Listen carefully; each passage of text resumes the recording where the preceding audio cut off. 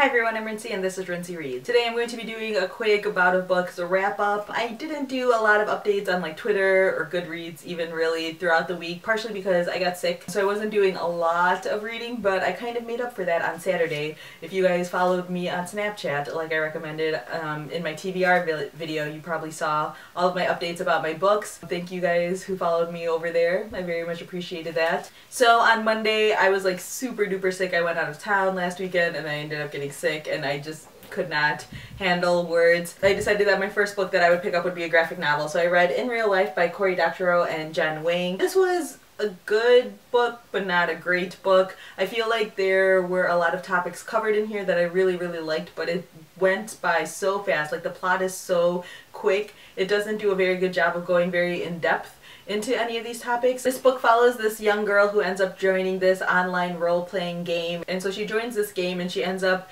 basically going through the game and killing off these like bots who mine for gold and try to sell the gold and the various products that they get for real money. And then while she's doing that, she realizes that these are like real people. The person that she comes across lives in China and is doing this as like their living, like this is how they make their money, and they're really poor and they kind of need this stuff, and it deals with like the conflict that comes with these online role-playing games and how that kind of comes head to head with what's actually happening in the real world. Apparently this is meant to be like a middle grade graphic novel, which I didn't realize, which makes a lot more sense when you realize how short this is and how not in depth it is. But really I wish this had just gone in a lot deeper. I feel like there was a lot of material here that could have just gone further and it didn't.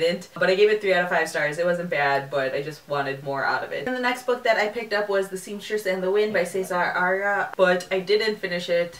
I got maybe like 20, 30 pages in, something. Oh, I got like 50 pages in. But I honestly couldn't tell you what I had read so far in this book because I was so sick that words just couldn't fill my brain. Like it just wasn't happening. This book wasn't working for me. I don't know. I'm not blaming the book at all. I'm completely blaming myself. I'm going to try to pick this up again later, but it just wasn't working for me this week, so I dropped that. And I decided to go for something that I knew would have easier language and was highly recommended, and that's Smoke Gets in Your Eyes and Other Lessons from the Crematory by Caitlin Doty. I ended up reading this on like Friday. I think I started this like late Thursday and then I read most of it on Friday and Saturday. I really liked this. I gave it a 4 out of 5 stars. I thought it was really interesting, very like personable, and talks a lot about her own experiences and does a really good job of using her experiences and integrating that into a discussion, a larger discussion about death and the way that people in America talk about or don't talk about death and the way they deal with things. I really like this and I highly recommend it. So since I was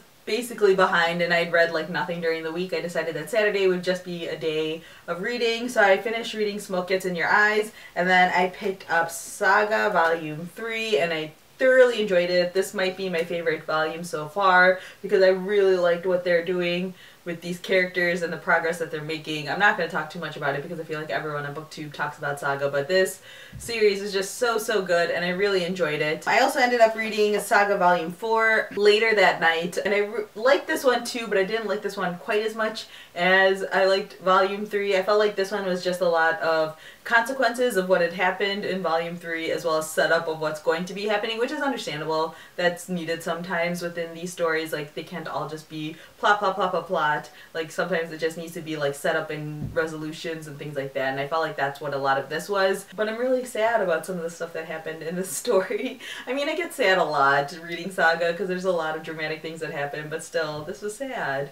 And then the final thing that I read was Lady Susan by Jane Austen. This is a tiny little novella that I read on Saturday night. It was fun. This is written in an epistolary form, so every section, I don't even know if you're going to be able to see this, there's like a title where it says who the letter's from, who it's going to, and the place or the location. So these are just various letters of these characters talking about what's going on. This was just like a really fun novella. I wasn't expecting what had happened in here to happen. Lady Susan is like this horribly evil, selfish character. If you're willing to just not be overly judgmental about it, this is just like a really fun book because she's just like a horrible character and it's kind of like one of those characters that you love to hate. But yeah, it was fun. It's only about like 80 pages in this version, so I just kind of read it in a sitting. That was my bout of books. I'm currently recording this on like Sunday afternoon. I haven't read anything at all today because I've been out all day, and I probably won't be doing a lot of reading today, so I'm just gonna say like this is it, which I'm quite happy with. I read 5 books in Bout of Books out of the goal I had of 7, which is A+ for me since I was sick so much. So yeah, I consider Bout of Books a success. I was ready to call this like a complete fail of Bout of Books, but